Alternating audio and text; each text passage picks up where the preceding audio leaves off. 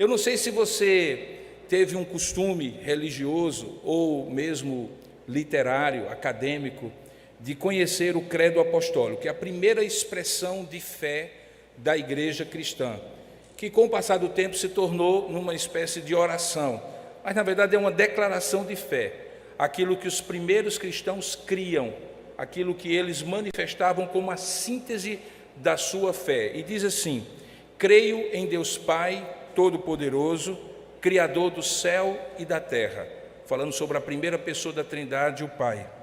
E em Jesus Cristo, seu Filho unigênito, nosso Senhor, o qual foi concebido pelo Espírito Santo, nasceu da Virgem Maria, padeceu sob o poder de Pôncio Pilatos, foi crucificado, morto e sepultado, desceu ao mundo dos mortos, ressuscitou no terceiro dia, subiu ao céu e está assentado à direita de Deus Pai Todo-Poderoso, de onde virá para julgar os vivos e os mortos. A parte maior do credo é sobre Jesus Cristo. Logo depois ele continua: creio no Espírito Santo. É só isso que ele fala sobre o Espírito Santo, uma única frase: creio no Espírito Santo. Diz: creio no Espírito Santo, na Santa Igreja Cristã, ou católica ou universal, no sentido que ela está no mundo todo, na comunhão dos santos, na remissão dos pecados, na ressurreição do corpo e na vida eterna. Michael Green, um grande missiólogo, escreveu um livro chamado Eu Creio no Espírito Santo. E ele começa a sua introdução dizendo assim: talvez porque, a partir do credo apostólico, a expressão de crença da igreja no Espírito Santo foi tão lacônica, tão resumida, tão sintética, e ele simplesmente disse: creio no Espírito Santo. Das três pessoas da Trindade, talvez tenha sido o Espírito Santo aquela que foi, entre aspas, dizia Michael Green, descoberta mais tardiamente. De fato, quando a gente vê a revelação progressiva de Deus, fica muito evidente que nas páginas do Antigo Testamento a pessoa do Pai aparece de maneira mais saliente. É Ele quem cria, chama todas as coisas à existência, visíveis e invisíveis, pela palavra do seu poder. É Ele que chama profetas, é Ele que chama Abraão, é Ele que dá a lei, de modo que fica apenas aparente que o Filho e o Espírito Santo ainda não existem ou ainda não apareceram no cenário da história. Vem a revelação da segunda pessoa da Trindade, o Deus encarnado, o Verbo se faz carne e habita entre nós, e vemos a sua glória, glória como do unigênito do Pai. E o Novo Testamento todo, pelo menos os 4 evangelhos, fica muito claro a saliência de Jesus Cristo, a segunda pessoa da Trindade. O Pai está presente, é o Pai que aparece dizendo aquela frase célebre em 2 ocasiões, no batismo e no Getsêmane: esse é meu Filho amado em quem me comprazo. O Espírito Santo aparece a primeira vez no Novo Testamento como tendo sido aquele que concebe Jesus Cristo no ventre da Virgem Maria. E em dado momento, quando Jesus começa a segunda fase do seu ministério, onde ele já vai estar se despedindo dos seus, porque caminha para a Semana Santa e vai ser crucificado, morto e ressurreto, ele fala de maneira mais explícita daquele que assumiria, digamos assim, na revelação progressiva de Deus, o tom da obra da Trindade. Se o Pai aparece de maneira muito clara no Antigo Testamento, se o Filho aparece de maneira muito clara nos 4 evangelhos, sem que o Pai e sem que o Espírito Santo deixem de estar nos bastidores da história e conduzindo todas as coisas, a partir do momento em que Jesus Cristo começa a se despedir dos seus filhos, e principalmente a partir do dia de Pentecostes, o Espírito Santo aparece no centro da história e ele toma as rédeas de tudo aquilo que acontece na igreja, de modo que a igreja de Jesus Cristo, ainda que tenha sido fundada por Jesus Cristo, ainda que seja uma realidade do Antigo Testamento, ela, sem dúvida alguma, é poderosamente revestida de capacidade de testemunhar a partir da descida do Espírito Santo no dia de Pentecostes. Antes, porém, Jesus, no último momento presente com os seus servos e filhos, seus discípulos e apóstolos, faz promessas maravilhosas sobre a presença do Espírito Santo com eles.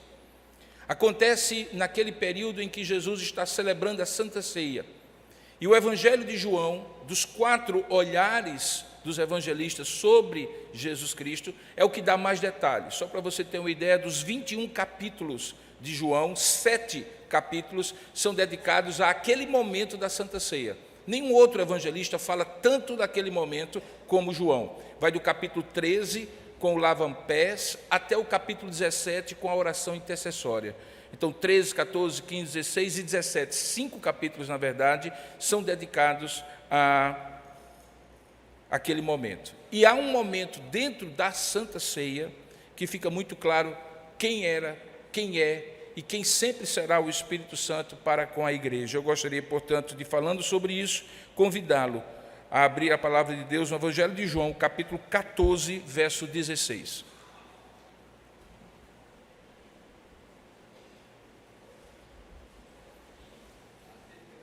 João capítulo 14, verso 16. Nós vamos ler algumas partes desse final do capítulo 14, que é a parte em que ele explicitamente fala sobre o Espírito Santo. E que a minha oração seja, que ela seja a leitura, a partir da leitura e da exposição da palavra, um modo de você ser edificado nesta manhã.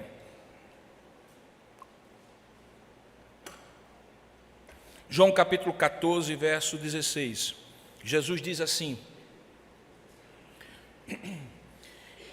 E eu rogarei ao Pai, e Ele vos dará outro Consolador, a fim de que esteja para sempre convosco, o Espírito da verdade, que o mundo não pode receber, porque não o vê, nem o conhece. Vós o conheceis, porque Ele habita convosco e estará em vós. Não vos deixarei órfãos, voltarei para vós outros, ainda por um pouco, e o mundo não me verá mais, vós, porém, me vereis, porque eu vivo, vós também vivereis. Naquele dia vós conhecereis que eu estou em meu Pai, vós em mim e eu em vós. Aquele que tem os meus mandamentos e os guarda, esse é o que me ama, e aquele que me ama será amado por meu Pai, e eu também o amarei e me manifestarei a ele. Disse-lhe Judas Tadeu, não o Iscariotes: De onde procede, Senhor, que estás para manifestar-te a nós e não ao mundo? Respondeu Jesus: Se alguém me ama, guardará a minha palavra. E meu Pai o amará, e viremos para ele e faremos nele morada. Quem não me ama não guarda as minhas palavras, e a palavra que estáis ouvindo não é minha, mas do Pai que me enviou. Isso vos tenho dito, estando ainda convosco. Mas o Consolador, o Espírito Santo, a quem o Pai enviará em meu nome, esse vos ensinará todas as coisas, e vos fará lembrar de tudo o que eu vos tenho dito. Deixo-vos a paz, a minha paz vos dou. Não vou-la dou como dá o mundo, não se turbe o vosso coração, nem se atemorize. Ouvistes o que eu vos disse, vou e volto para junto de vós. Se me amasseis, alegrar-vos-eis de que eu vá para o Pai, pois o Pai é maior do que eu, disse-vos agora, antes que aconteça, para que quando acontecer, vós creais. Eu já não falarei muito convosco, porque aí vem o príncipe do mundo, e ele nada tem em mim. Contudo, assim procedo, para que o mundo saiba que eu amo o Pai, e que faço como o Pai me ordenou. Levantai-vos, vamos-nos daqui. Que Deus abençoe a sua palavra lida. Amém. Curva a sua cabeça, feche os seus olhos. Pode abrir para o pessoal entrar, que temos crianças pequenas esperando. Vamos orar, pedir a Deus que nos abençoe. Ó Deus amado, diante da Tua palavra, humildemente, nós nos colocamos agora, porque ela é a Tua palavra. Não é apenas o escrito de João, mas é por meio de João o escrito do Teu Espírito Santo que o inspirou.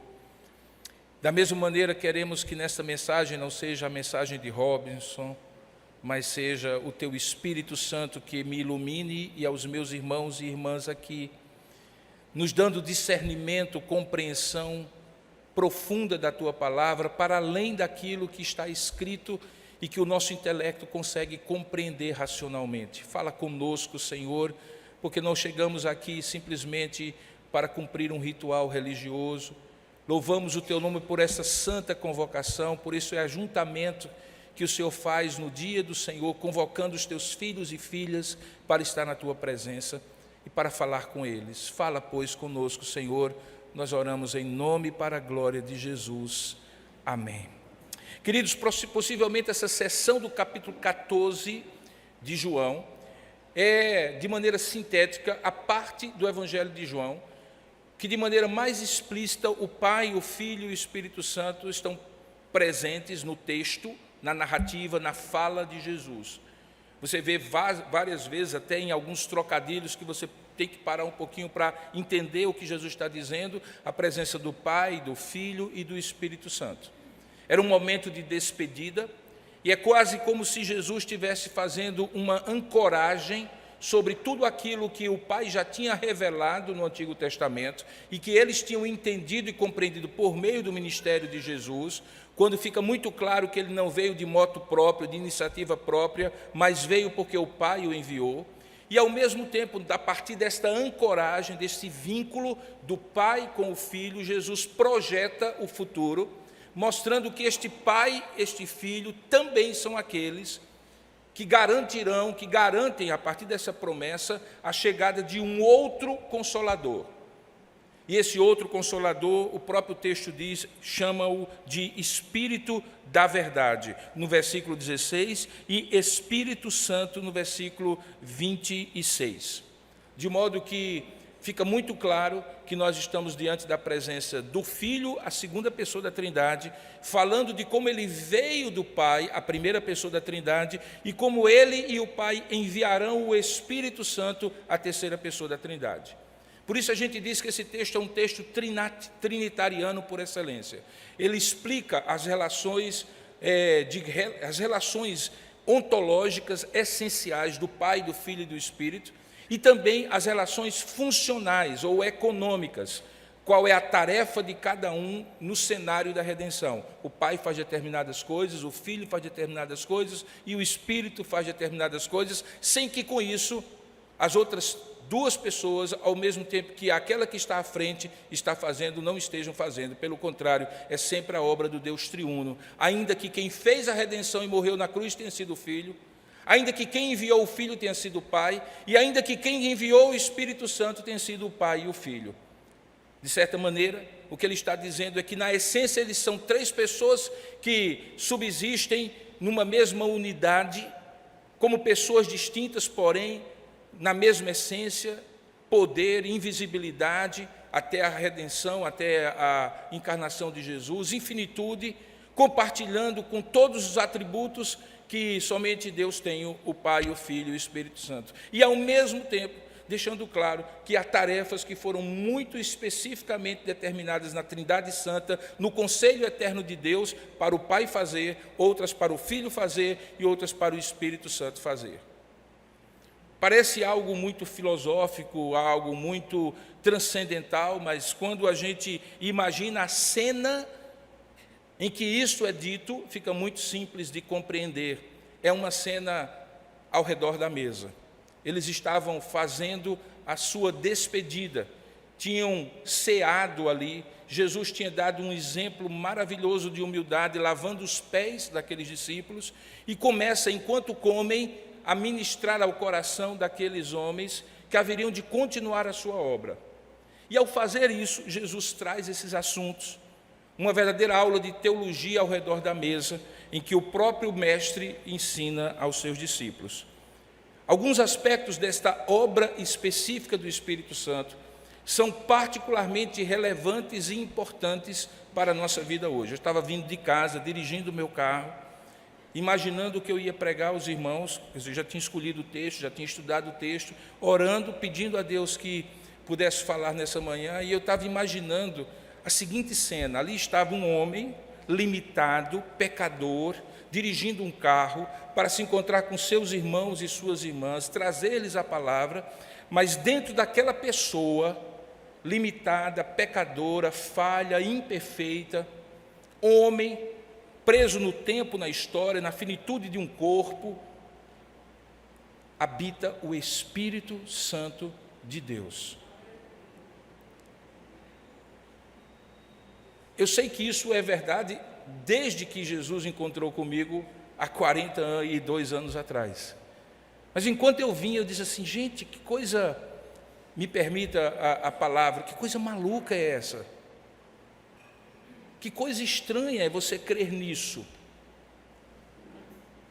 Que coisa surpreendente. Alguém que passasse ao meu lado, quando eu parasse no semáforo, e que iria estar na mesma situação que eu, dirigindo um carro, saindo de um ponto A para um ponto B, olharia para mim e veria apenas o motorista de um carro, com uma camisa amarela, olhando e correndo contra o tempo, só. Mas não é assim que Deus me vê, e nem é assim que Deus lhe vê. Ele me vê e lhe vê como um templo. Paulo diz isso, como o templo do Espírito Santo. Como alguém em quem habita de maneira permanente, enquanto você estiver vivo, a terceira pessoa da Trindade, o Deus infinito. De modo que se há um milagre, que é o milagre da encarnação, de Deus se fazer carne e habitar entre nós, e nós vermos a sua glória, ainda que com certa opacidade da sua limitação humana, há um outro milagre que está acontecendo na sua vida e na minha vida, que o Espírito Santo habita em você.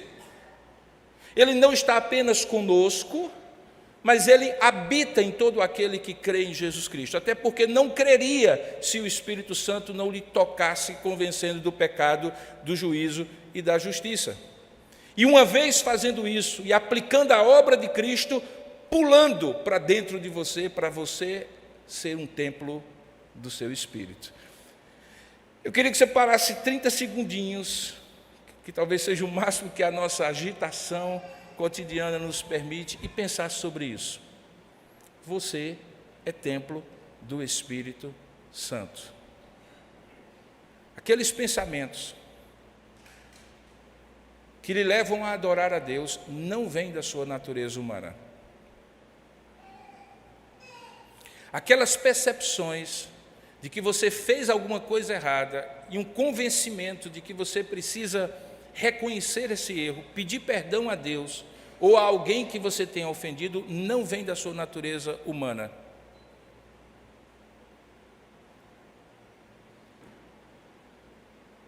É o Espírito Santo em você que lhe induz, que fala com você, que lhe conduz para a sua vida com Deus. E ele o faz na condição de o outro consolador. E eu gostaria de começar por aqui. Quando Jesus usa a palavra outro, ele de maneira muito explícita e intencional usa a expressão homoios, que em grego significa outro da mesma natureza, que é a base da palavra homogêneo. O que é uma coisa homogênea? Eu tenho um auditório homogêneo nas cadeiras que estão compostas aqui, porque são cadeiras que, apesar de serem outras, distintas uma da outra, elas são da mesmo material, têm a mesma configuração, forma e cor. Elas são homoios, elas são homogêneas. Se uma fosse colorida, se outra tivesse o espaldar alto, se uma fosse mais larga, fosse de madeira, outra de ferro, eu não teria um homoios auditório, eu teria um heteros, de onde vem a ideia heterogêneo. De maneira muito intencional, Jesus diz que esse outro consolador é um homoios. Ele é tão consolador na sua essência quanto o primeiro consolador. E quem é o primeiro consolador? O próprio Jesus Cristo. João, na sua primeira epístola, diz isso quando chama Jesus Cristo do nosso advogado. Filhinhos, porém, se pecares, terás um advogado junto a ti, Jesus Cristo, o justo. Porque a ideia de consolador não é apenas a ideia de uma presença ao seu lado. Parácletos, que é o termo grego para consolador, é alguém que está ao lado, o prefixo é para, chamado kletos, o verbo substantivado, para estar ao lado de alguém, igualzinho um advogado está diante de uma corte ao lado do seu cliente. Ele é constituído pelo seu cliente para estar ao lado dele e o assistir, e o assessorar, e conduzir a sua defesa ou a sua causa. Assim também é Jesus Cristo chamado de Parácletos, o Consolador, aquele que não apenas está de maneira ao seu lado, passiva, como uma presença de um caminhante apenas, mas de alguém que está ativamente ao seu lado, defendendo a sua causa diante de Deus, protegendo você diante dos homens, confortando você diante da angústia, dirigindo você diante da dúvida, e fazendo aquilo que o próprio Jesus fez com os seus discípulos quando estava fisicamente com eles. De modo que a obra do Espírito Santo é a mesma obra de Jesus Cristo, embora sejam diferentes em algum aspecto, e o aspecto basicamente é o que Jesus explicita aqui. Enquanto eu estive convosco, eu estava convosco, de fato, mas agora eu vou para o Pai. E eu rogarei ao Pai para que Ele envie o seu Espírito, o outro Consolador, que o mundo não pode receber, veja aí no verso 17, porque não o vê nem não o conhece, e vós o conheceis, com uma diferença, é que Ele habita convosco, como eu habito convosco, mas Ele estará em vós, dentro de vós, coisa que eu não posso ficar, porque eu sou um corpo que estou fora de vocês. Eu não sei você, mas muitas pessoas pensam assim: como eu gostaria de ter tido a oportunidade, o privilégio de andar com Jesus. Imagine só, sentar ao lado dele, vê-lo como ele é, as suas palavras, o seu olhar, a maneira como ele pegava o pão, a maneira como ele andava. Existe uma série hoje que tem sido muito debatida, muito assistida, que é a série The Chosen, que tenta mais ou menos imitar o que seria, embora nunca será da mesma maneira, porque a imaginação humana nunca descreverá quem Jesus Cristo é. Agora, eu digo uma coisa para você, é que você tem um privilégio ainda maior. É porque o outro Consolador não está ao seu lado. E quando você estiver dormindo, você não o verá. E quando ele estiver dormindo, como Jesus em alguns momentos dormiu, você também não poderá acessá-lo. Ele está dentro de você. Ele é essa habitação maravilhosa dentro de você. Ele é o seu confidente mais íntimo quando ninguém ouve o seu clamor, ninguém entende suas lágrimas, a sua voz está emudecida. Você não entende o que está acontecendo, nem ninguém ao seu redor, mas Ele está junto com você. Ele habita, Ele encoraja, Ele estimula, Ele traz a você o ânimo para viver, e é isso que Jesus está dizendo aqui. Um privilégio muito grande é aquele de cada um de nós, que tem a habitação do Espírito Santo, que é uma pessoa divina, a terceira pessoa da divindade, que vem e habita com você. Talvez porque nós não o vejamos como os discípulos de Jesus o viam, talvez não o toquemos como os discípulos de Jesus o tocavam, talvez porque nós não interajamos com ele de maneira muito física, nós não tenhamos a percepção do privilégio que é alguém em Cristo Jesus ser habitação do Espírito Santo de Deus. Ele não apenas habita convosco, diz Jesus, Ele estará em vós. Fará uma obra maravilhosa, porque Ele estará junto e dentro de você, para lhe convencer do pecado quando você pecar, para lhe trazer ânimo quando você desanimar, orientação quando você estiver confuso. E Ele faz isso, segundo Jesus, de duas maneiras. Lá à frente Ele diz isso. Ele diz que Ele vos lembrará de todas as coisas que vos tenho ensinado, de modo que quando eu e você temos aqueles insights, eu já ouvi isso de alguém, eu já sei isso, mas onde é que está?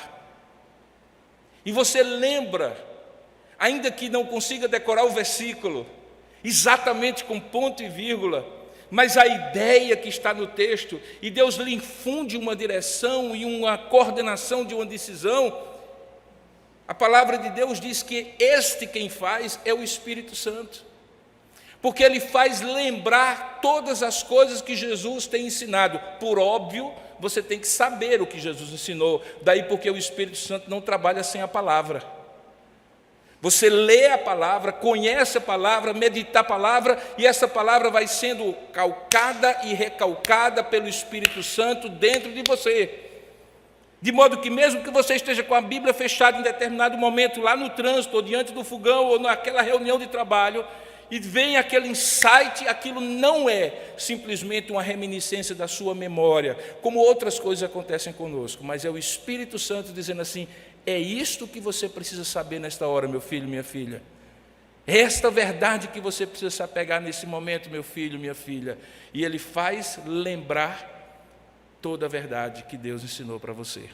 Mas mais do que isso, ele diz o texto, que ele também, além de lembrar de tudo aquilo que Jesus lhe ensinou, ele lhe conduzirá em toda verdade.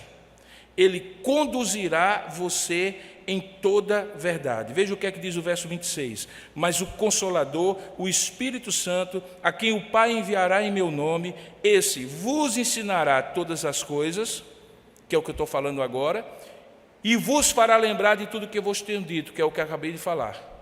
O vos fazer lembrar é aquilo que Jesus escreveu, disse, falou e que está aqui, escrito pelos evangelhos, pela palavra de Deus. Mas como você vai usar isso que está escrito? Numa determinada situação prática, concreta, é aquilo que o Espírito Santo lhe ensina a fazer. O Espírito Santo é o aplicador da verdade por excelência. Porque uma coisa é você saber o que a Bíblia está dizendo sobre determinado assunto. Outra coisa é você ter a capacidade de pegar este ensino e aplicar a uma situação concreta em que você tem que tomar uma decisão, em que você tem que fazer alguma coisa, e não existe uma norma detalhista dizendo assim, nesses casos, faça isso, isso e isso. É o Espírito Santo que lhe ajuda a transpor da teoria, se é que chamaríamos de teoria, para a prática. Daquilo que Jesus ensinou está revelado para aquilo que você precisa crer e fazer na sua vida. Quem faz isso é o Espírito Santo. Silente, maravilhosamente silente no seu coração, sensível, educado no sentido estrito da palavra. Porque ele não força, ele convence, ele persuade, ele estimula, ele encoraja. Jesus disse que este é o Consolador que ele enviaria. E ele enviaria e enviou por uma tendência nossa, irmãos, que eu chamo de espírito de orfandade. Veja que no versículo 18 desse texto, Jesus usa uma expressão que a gente fica pensando, mas por que isso agora? Tudo bem, ele estava se despedindo, podia haver uma saudade, um senso de abandono, um senso de confusão, de falta de direcionamento, de solidão dos seus discípulos, 3 anos e meio caminhando com Jesus, de repente Jesus desaparece, e ele então diz aqui, não vos deixarei, veja aí o verso 18, órfãos. O que eu chamo de espírito de orfandade, que depois Paulo vai trabalhar na epístola dele aos Gálatas, no 1º capítulo, é aquela tendência nossa de autossuficiência, de que nós temos que dar conta das coisas porque não temos quem cuide de nós. Eu chamo de espírito de orfandade. Jesus diz essa palavra, órfão aqui. Porque quando você analisa a ausência de alguém que cuida da gente, seja um pai, seja uma mãe, principalmente um pai, principalmente uma mãe, frequentemente eu escutei, seja na clínica, seja no gabinete pastoral, pessoas dizendo assim, pastor, não tenho ninguém por mim. Desde pequeno, quando eu perdi meu pai, desde jovem, quando eu perdi minha mãe, ou sou eu mesmo. Se eu não me virar, se eu não der meus pulos, se eu não fizer as minhas coisas, não tem ninguém por mim, não. Isso é uma realidade concreta de alguém que perde pai e mãe. E o que Jesus está dizendo é isso, mas não com vocês, não do ponto de vista espiritual.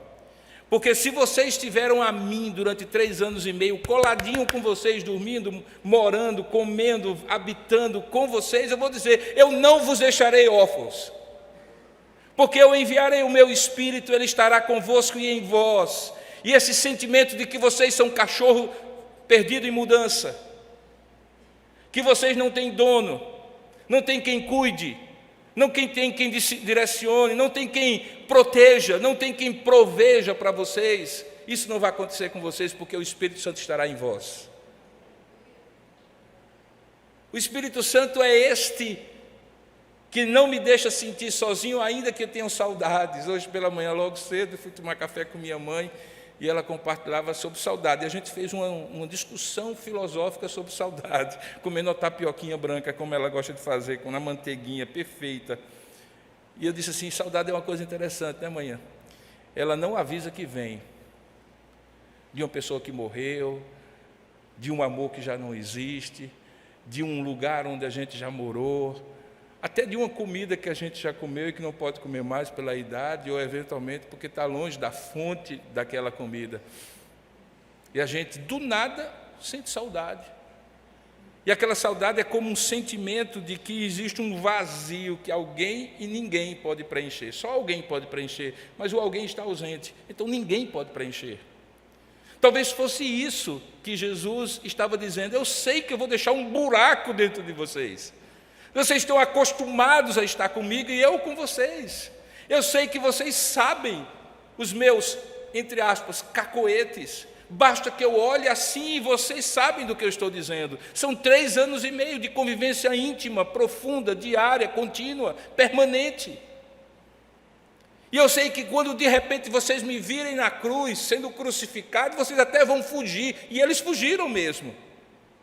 Um vai negar e um negou mesmo, outro vai trair e outro traiu mesmo. E vocês vão ficar acuados durante 40 dias dentro de um cenáculo, com medo de morrerem, assim como eu fui assassinado por aqueles homens. Mas vocês não sentirão minha ausência, sabe por quê? Porque o Espírito Santo preencherá esse buraco dentro de você, porque Ele estará convosco e estará em vós. E Ele fará isso para que vocês não sintam orfandade, sentimento de abandono, de vazio, de angústia e desespero, como se alguém ou ninguém cuidasse de vocês. Por isso que o Espírito Santo, irmãos, continua a obra de Cristo.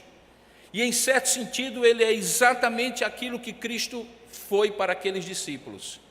De modo que quando alguém disser assim para você, ou você passar para a sua mente algo do tipo, era bom no tempo de Jesus, porque era muito mais fácil crer, eu vi ele curando ali, eu vi eles abrindo os olhos de um cego, eu vi o que aconteceu, saiba que o Espírito Santo habita em você e tem mais uma coisa, Ele quer usar você agora para fazer aquilo. E Jesus disse isso, aquele que crê em mim fará ainda maiores obras, porque eu vou para o Pai e vós ficareis aqui. Aí não se trata apenas de você ser um espectador do que Deus quer fazer, ou fez, se você fosse discípulo na pessoa de Jesus. Mas agora que você passa a ser colaborador com Ele, porque o Espírito Santo, por habitar em você, usa você para fazer a obra de Deus.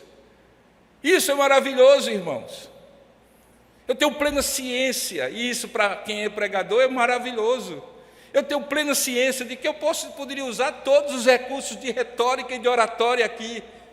Eu poderia fazer um belo trabalho de exegese, um belo trabalho hermenêutico, um belo trabalho de exposição, e ser explícito, claro, objetivo na minha exposição da palavra. E se não fosse o Espírito Santo que nesta hora, enquanto eu estou falando, está tocando o seu coração, convencendo a sua mente, mexendo nas suas emoções e movendo a sua vontade, o meu trabalho seria uma palestra e não uma pregação. E ele teria o efeito de uma palestra. E o efeito de uma palestra é mais ou menos assim, gostei. Não gostei. Ele fala bem. Eu não gostei do jeito dele comunicar. Só isso. mas porque o poder do Espírito Santo que habita em mim usa-me apesar de mim, assim como usa você apesar de você, ainda que você não seja um pregador, naquilo que você fala, faz para a glória de Deus. É o Espírito Santo que lhe usa num gesto, numa palavra, num olhar, numa ação concreta, numa atitude real. Você é usado pelo Espírito de Deus, porque Ele habita em você, e esta é uma das grandes bênçãos do Espírito Santo estar em nós, é que nós somos instrumentos dEle para a glória de Deus. Que coisa maravilhosa, irmãos, que coisa maravilhosa. A gente fica assim pensando, o que a gente precisa mais na vida? Diga aí. Você imaginar que o seu trabalho, além de dar dinheiro para você pagar suas contas, para você comprar comida, habitação, roupa, transporte, eventualmente viajar para um lugar e para o outro, é lugar também em que o Espírito Santo quer usar você. E que Ele se mexe ali junto com você, de manhãzinha cedo. Ele não fica na cama quando você acorda. Ele vai com você. E quando você abre a boca, se você for intencional em dizer assim: Senhor, usa-me hoje no meu trabalho, usa-me hoje na minha escola, usa-me hoje na minha família, Ele vai usar, por mais simples que seja. E às vezes é uma palavra única, uma palavra simples, é um gesto, e Deus estará usando você para a glória do nome do Senhor. É por isso, irmãos, que ainda que o credo apostólico dedique uma frase só, uma única frase, creio no Espírito Santo, essa frase é poderosa, tem sido poderosa para sustentar 2000 anos de história da igreja. Porque tudo que a igreja de Cristo fez em 2000 anos, ela o fez no poder do Espírito Santo. A partir daquela promessa de Atos 1:8, descerá sobre vós o Espírito Santo, e vós sereis minhas testemunhas, tanto em Jerusalém, como em toda a Judéia, Samaria e até os confins da terra.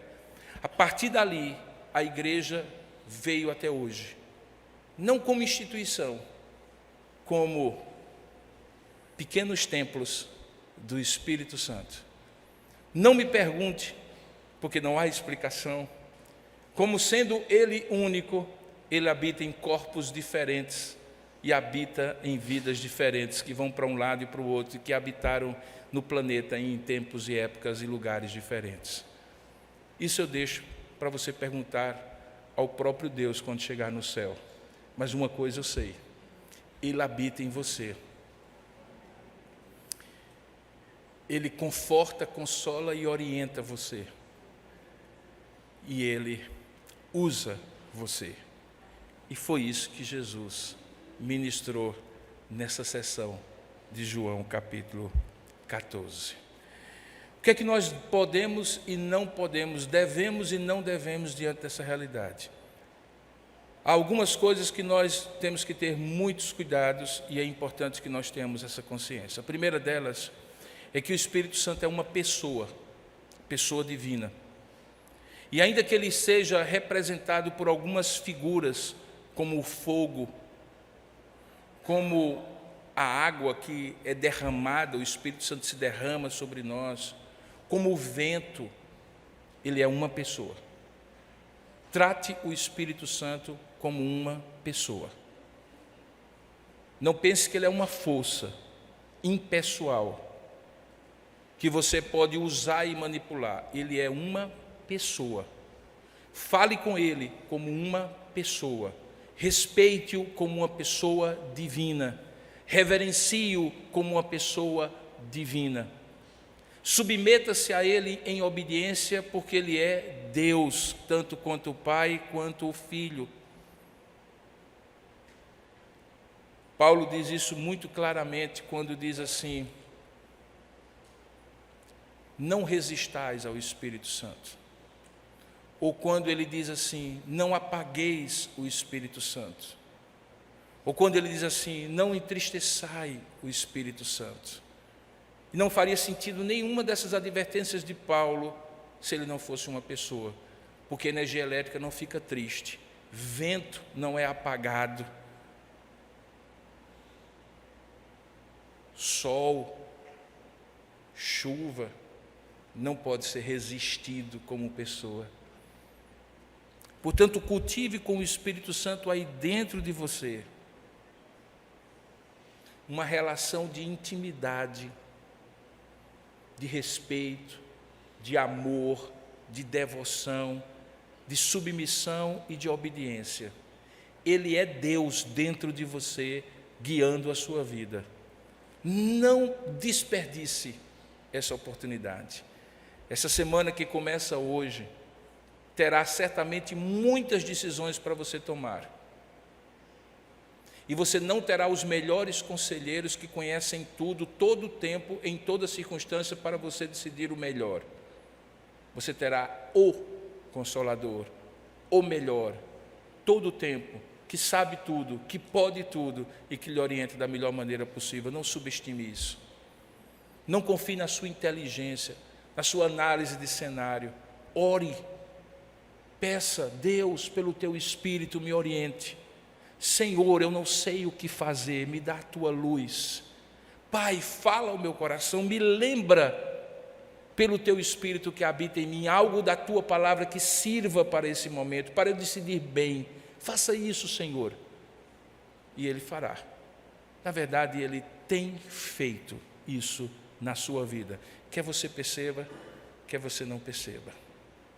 Que Deus possa lhe dar a graça de cultivar, talvez essa seja a palavra, cultivar esse relacionamento com o Espírito Santo em sua vida. Não significa que você não vá passar por provações, nem por lutas. Não significa que você não vá passar por tristezas ou dificuldades, que você inclusive não vai errar e pecar. Significa apenas que você não fará isso sem a clara percepção de que, se você fez errado, é porque desobedeceu ao Espírito Santo. Isso fica muito claro no texto, diga-se passagem. Ele diz assim: se vós me amais, guardareis os meus mandamentos. E se o Espírito Santo está em você para fazer você amar mais a Deus, obviamente que, se você não amá-lo, você não vai guardar os seus mandamentos. Mas significa que você terá uma vida espiritual. E o que é uma vida espiritual? É aquela vida assim meio etérea? Não. Vida espiritual é viver a vida comum que todos nós temos que viver, numa perspectiva e movido pelo Espírito Santo. É quando você vê a vida e age na vida de maneira distinta, porque o Espírito Santo habita em você. O meu desejo é: sede continuamente cheios do Espírito Santo, porque ao fazer isso e ao ser assim, você será um homem e uma mulher espirituais para a glória de Deus. Que Deus nos dê a sua bênção. Vamos orar juntos? Não há problema em pedir: Senhor, enche-me do teu Espírito. Pelo contrário, Ele pede e Ele orienta que façamos isso. Ele não é medida para que você esteja só com 30% do tanque cheio. Mas quando você diz enche-me, controla-me, ó Espírito Santo. Toma-me nas tuas mãos, para que não seja eu que fale, seja o Senhor. Para que não seja eu que haja, seja o Senhor. Faça isso, vamos orar juntos. Ó Deus amado e querido Pai, nós louvamos e bendizemos o Teu nome, pela Tua palavra rica que o Senhor nos deu nesta manhã. Muito obrigado, ó Deus, por nos fazer lembrar destas coisas tão importantes, dos Teus ensinos tão cristalinos, tão abençoados. Muito obrigado, ó Deus, por nos dar a Tua palavra como mapa e o Teu Espírito Santo como guia, para que possamos interpretar esta palavra e aplicá-la ao dia a dia da nossa existência. Ó Deus, louvamos o Teu nome porque o Espírito e a palavra não nos deixam órfãos. O Teu Filho Jesus já não habita conosco fisicamente, mas Ele deixou em nós o Teu Espírito, e nós Te louvamos e Te agradecemos por isso, porque Ele é o Consolador da nossa vida.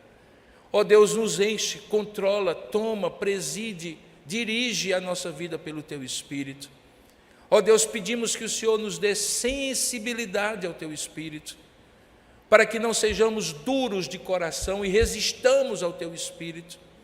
Ó Deus, nos dá reverência ao Teu Espírito que habita em nós, para que não sejamos desrespeitosos com Ele, com nossas palavras, pensamentos e atitudes e omissões.